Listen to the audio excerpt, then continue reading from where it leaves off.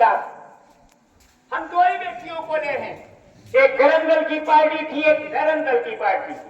गांधी जी का कहना था अगर एक थप्पड़ गाल पर मारे दूसरा मार दो, वही उचित है, अहिंसा का पालन करो। नेताजी ये बर्दाश्त नहीं था।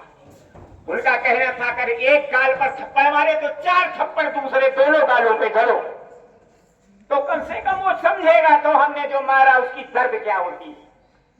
तो इस तरह से गरम दल की भावना थी और उनके जितने भी साथी थे वे सब उस समय देश की प्रचंड विधिशीलता को जलते हुए अपने प्राणों का उत्सर्ग करने के लिए तैयार थे। ये आजादी ऐसे नहीं मिली। उन पर प्रतिबंध लगा दिया गया। जब उनकी गतिविधियां देखी कि ये तो बहुत खतरनाक है, हम लोगों का राज्य करना मुश्किल पड़ जाएगा, उसके तेवर भांपते हुए अंग्रेजों के पैर हिलने लगे तो उनको घर में ही अनुबंधित कर दिया, पहरा लगा दिया, इनको बाहर न निकलने दिया जाए।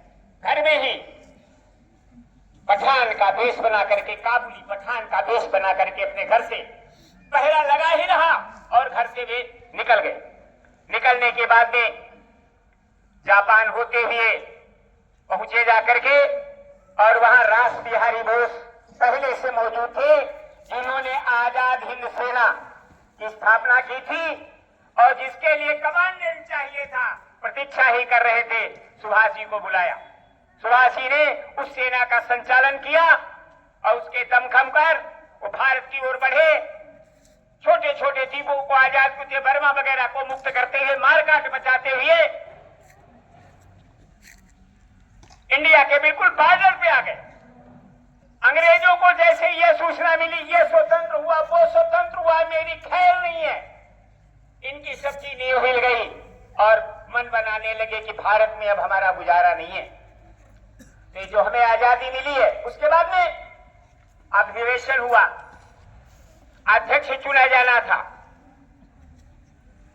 और निर्विरोध ये अध्यक्ष चुने गए।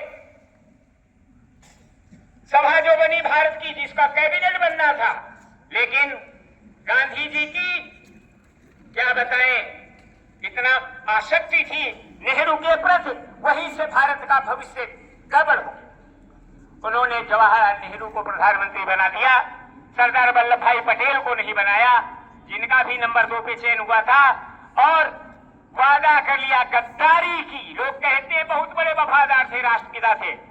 उन्होंने इस बात के लिए हामी भर दी, नेहरू और इन लोगों ने, कि अंग्रेजों ने कहा था सुभाष को हमें सौंप दो और हम तुम्हें आजादी दे देंगे। स्थिति ये बनी, ये तैयार हो गए, फिर वो छुप करके अपने देश से बाहर निकल गए।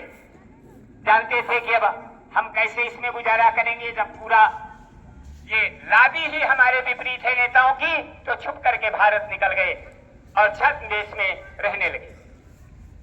तो इस तरह से उन्होंने देश के लिए अपना सुख, अपना वैभव, अपना ऐश्वर्य, अपना पद सब कुछ कुर्बान कर दिया। उनका नारा था, वास्तव में जोश भर देता था, तुम मुझे खून दो, मैं तुम्हें आजादी। और दिल्ली चलो का भी नारा इन्होंने दिया था। जब ये बॉर्डर पे आ गए तो कहा दिल्ली कूच करो, सेना के लिए कहा था, वहां इनको हम सबको ध्वस्त करें। तो सुभाष वास्तव में वो जलती हुई ज्वाला थे स्वतंत्रता की, जिसकी आग से अंग्रेज थर थर कांपते थे। एक उनके बचपन का किस्सा बताता हूं, स्टूडेंट लाइफ में। ये अपने देश के अपमान को कभी बर्दाश्त नहीं करते थे। एक अंग्रेज था, सुभाष चंद्र जी बगल में खड़े थे, कल भारतीय बड़े नीच होते, जहां देखो मैं गिरा देता हूं। नहीं रहा गया, एक रात पारी खींच करके ठोकर उसको जमीन पोष कर दिया। कल हम भारतीय हैं, हम इस अंग्रेजों की ऐसी हरकत को बर्दाश्त नहीं करते हैं। जय हिंद, जय भारत।